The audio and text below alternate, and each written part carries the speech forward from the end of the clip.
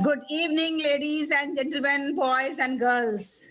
Welcome to Jahaneman, and today we are here to salute one of the 30 women of substance whom we have selected on the basis of their contributions, on the basis of their achievements in different fields. Today we have Mrs. Archana with us, who is a passionate trainer and a great educator. Mrs. Archana, hello, how are you? Thank you so much, Dr. Sadia. I'm good, thank you. How are you? I'm good. Welcome to Jahaneman and congratulations. You have been selected as Women of Substance.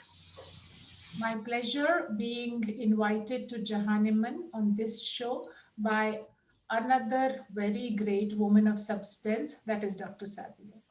Thank you so much. So nice of you. Mrs. Archana, I know for a woman to achieve any height in life, the journey is full of struggles, strife, dedication, compromises. So I think your journey, this is just my assumption that your journey uh, is 100% is going to be very inspiring for other women. I would request you to kindly throw some light on your journey of achievements. Oh, okay, that's interesting. Dr. Sadia, like you know, I'm an educator and been in the education industry for more than 2 decades now. I have been training students on two of the languages, and this is a paradox. I'm a master's in English and Sanskrit. One is the most ancient of languages, another is the most modern of languages. But I master both and take great pride in, uh, you know, uh, saying that yes, I am a master and I am contributing to this cause here. Okay, right. So undoubtedly it has been, in fact, my journey as an educator was an accident in itself. I never wanted to be a teacher. I stumbled into it, but once I went into it, I fell in love with teaching and there was no looking back. I realized that this is my calling, right? And I have dabbled in several things. I have been into technical English teaching. That is, I've been faculty for medical English. I have been training students for competitive exams like TOEFL, SAT, UPSC, and CELPIP is the latest. With Sanskrit, and again, Dr. Sari, I would like to say from KG to PG, any level I handle. Yes, I have been a freelancer that has given me much scope to indulge into all of my hobbies and passions. But yes, it has not been a simple journey. But with the support of family and loved ones, I have been able to come to this stage wherein I have made a mark. I can proudly say that I'm a well loved teacher. Thank you very much, Mrs. Archana. But one thing I think you missed. What about brain tunes? Oh, yes. The COVID has actually brought out new facets in me which I never knew existed. So I started off I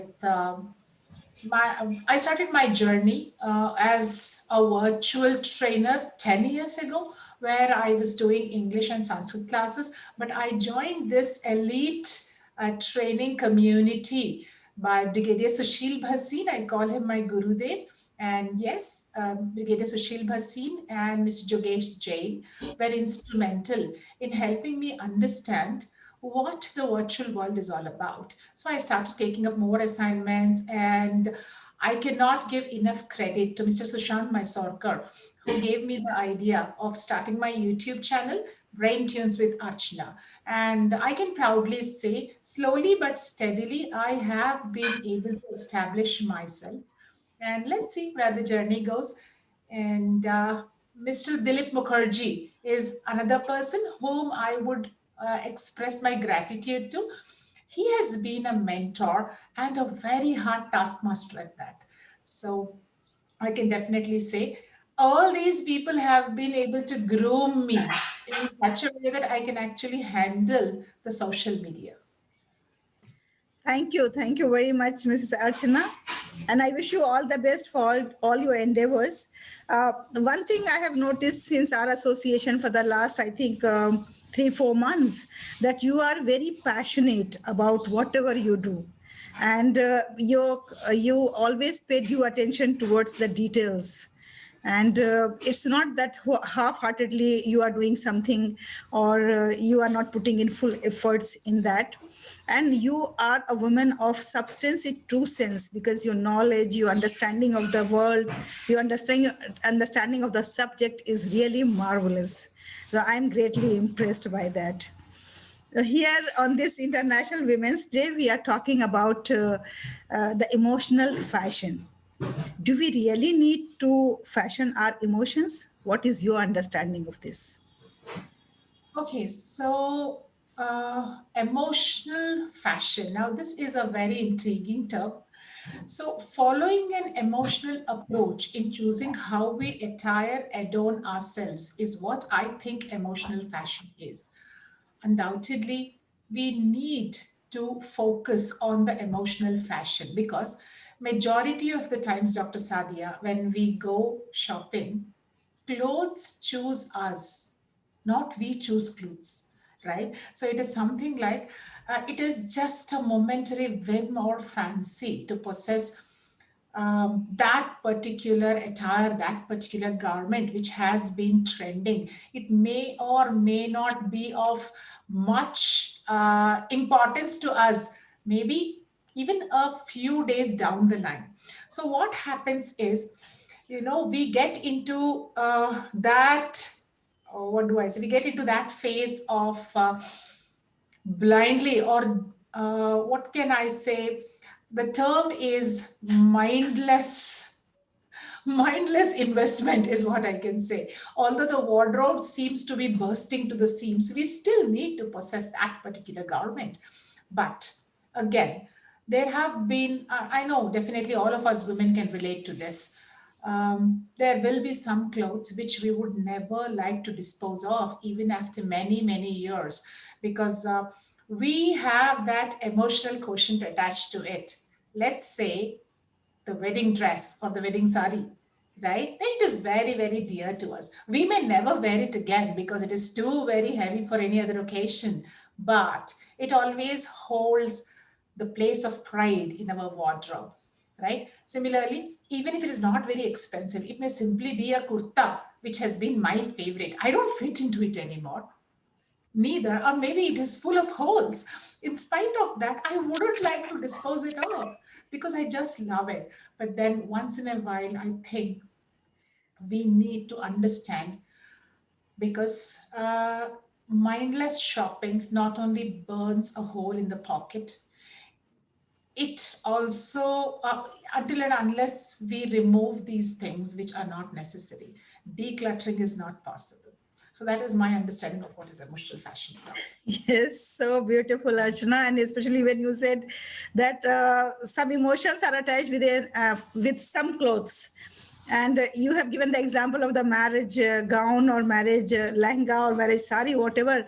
But in some families or in some parts of our country, there is a tradition that your marriage dress should be given to your sister-in-law.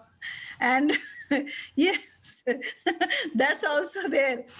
So in that case, like, it's very difficult for the bride to Right. decide. But yes, we are bound to follow those types of rituals. But anyways, that God gives us a strength to follow those things. But you are absolutely right. This mad shopping is really, really very, very bad. And there are people I have met who they don't even remember their dresses, and in some cases they have even not opened the shopping bag. That's also there. They just buy and then dump it. How this habit, I'm not generalizing with everyone. I'm not generalizing. Like, there are people who are very cautious, who believe in simplicity, and there are people who are environment concerned people. But there are people who have in the habit of shopping mania, we must say. So what do you think that how this habit is going to disturb our ecosystem, how it is against sustainable development, and how we can save our environment by reducing such type of habits?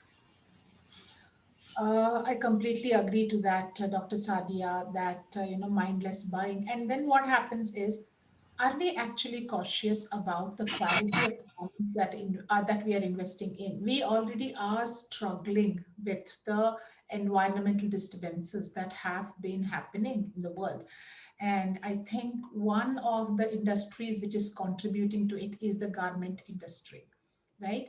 So the mindless investing in garments which are not sustainable, which are not biodegradable, actually leads to pathetic conditions or hazardous conditions. So we need to understand, and it is not only see, wherever the demand is, the supply is.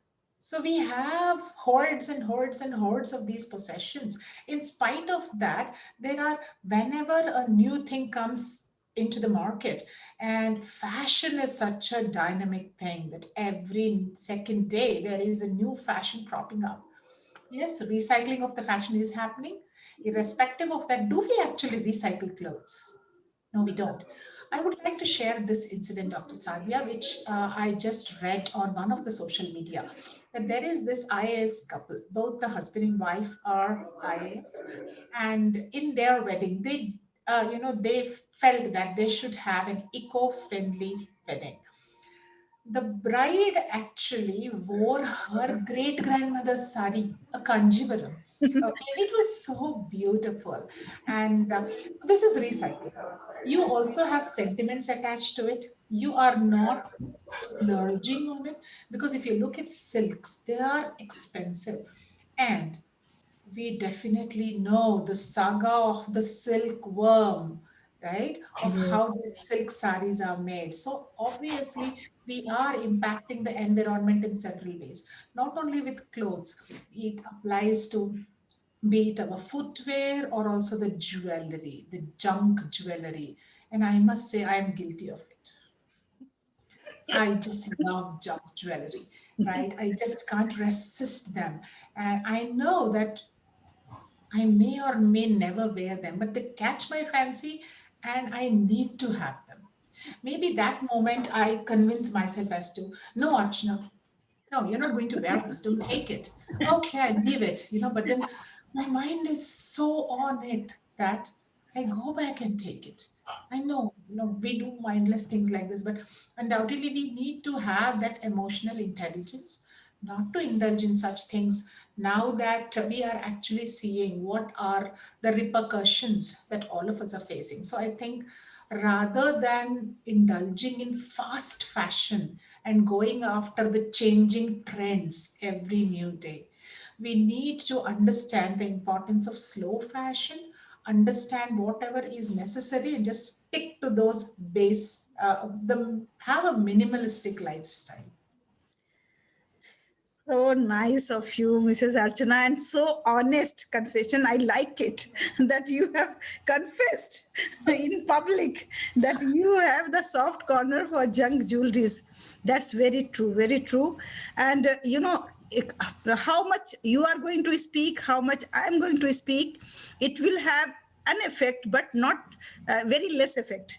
But if the same things are coming from the mouth of the celebrities, then naturally the public is going to listen to them. Earlier, this pregnancy and other things were not highlighted much, and the girls, they were not very much fascinated towards expressing that they are going to be a mom and feeling pride in that. But how now the trend has changed, how it has changed, we all know. Anusha Sharma, Yes, Kareena yes, Kapoor, yes. Deepika. Yeah, no, In this I, way, I think that this drive if this drive of like thinking about the environment, I'm not talking about that we are very orthodox and we should not go with the fashion. I'm not talking about in those terms, but I'm talking about in the environment term, how we are saving the papers, how we are recycling the papers, how we are reusing the papers.